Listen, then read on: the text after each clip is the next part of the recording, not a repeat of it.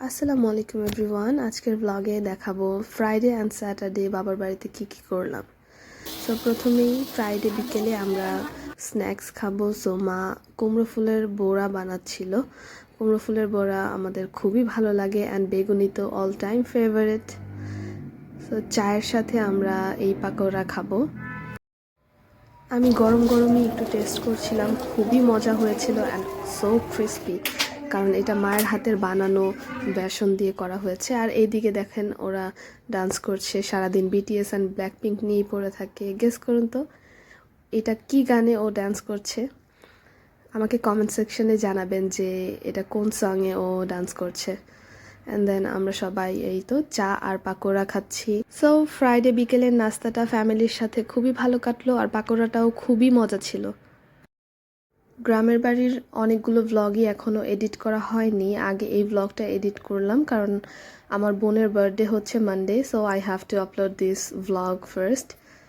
Sunday যেহেতু আমি শ্বশুরবাড়ি চলে যাব, তাই বড় আপু বলল স্যাটারডেতেই বাইরে খেতে যাবে, যেন আমি এই সেলিব্রেশনটা মিস না করি। সো আমার ছোটো বোনের বার্থডে 2 দিন আগেই সেলিব্রেট করা হলো, আর সেলিব্রেশনটা হচ্ছে আমার বড় বোনের পক্ষ থেকে। আমরা এসেছি পিৎজা ফ্লোর, আর এইটা হচ্ছে কদমতলিতে নিউ ওপেন হয়েছে।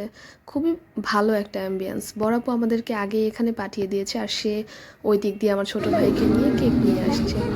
এটা আমিও জানতাম না আর আমার ছোট বোনও জানতো না। খুবই হ্যাপি অ্যান্ড সারপ্রাইজও হয়েছে।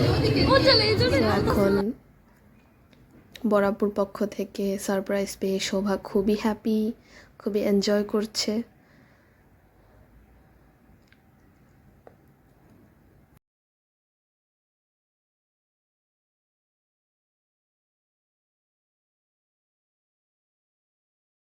এই রেস্টুরেন্টের ইন্টেরিয়রটা আমার খুবই ভালো লেগেছে, খুবই colourful and at the same time peaceful. আর আমরা বিকেলে গিয়েছিলাম, তাই অনেকটাই খালি পেয়েছি। ভাগ্য ভালো বিকেলে গিয়েছিলাম, কারণ সন্ধ্যার দিকে একদম ভরে গিয়েছিল মানুষজন দিয়ে, ভিড় হয়ে গিয়েছিল। আর এই মিররটা তো আমাদের সবচেয়ে বেশি ভালো লেগেছে।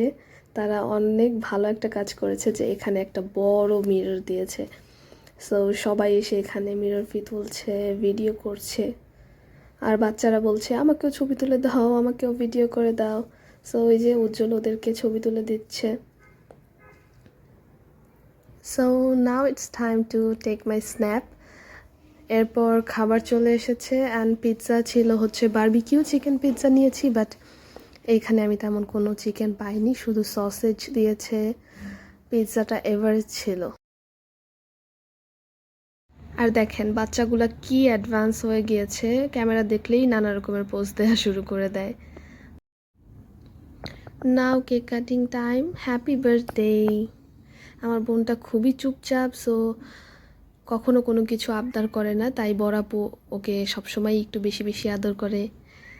আর এত বেশি চুপচাপ থাকবে না, তোমার জন্য একটা অ্যাডভাইস, একটু চালাক হতে শিখো, আর না হলে সবাই অ্যাডভান্টেজ নিবে।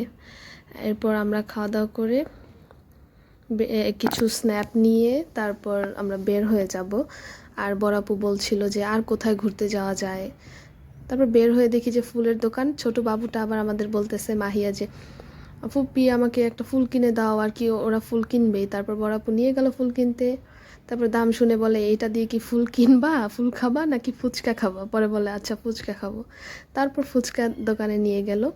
বড় আপু আমাদেরকে একটা গুড প্যারেন্টিং দেখালো যে কিভাবে বাচ্চাদের বোঝাতে হয়। এরপর আমরা ফুচকাটা এনজয় করে বাসায় চলে গেলাম। আর আমি অনেক আপসেট, কারণ আমি কালকে চলে যাব, আবার কবে আসি ঠিক নাই। সো আমার এই 10 থেকে 12 দিনের জার্নিটা খুবই ভালো লাগলো, ভ্যাকেশনটা খুবই এনজয় করলাম।